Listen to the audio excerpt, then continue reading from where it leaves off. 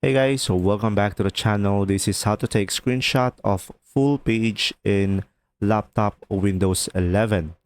So guys, in order for you to take a full screenshot of your desktop, you could just simply go ahead and go to the search bar at the bottom left corner of the screen and search for snipping tool. So you could just simply select this one as snipping tool. And now, as you can see, you could also do a shortcut key, which is Windows logo key plus Shift plus S. And now from here, you could just simply select new once you are ready. And now from here, guys, as you can see, you will have a snip of a capture or video. So in our case, we will go over this option over here, rectangle, and you will have an arrow pointing downward. So select that and you will have here rectangle, window, or a full screen.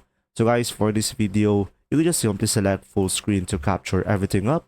And from here, you can edit it right away and you will have a full screenshot of the page.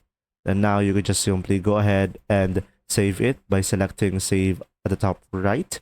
And now from here, you can just simply select a location and there you go. I hope this video helped you understand more. If you do, leave a like and thanks for watching guys. See ya!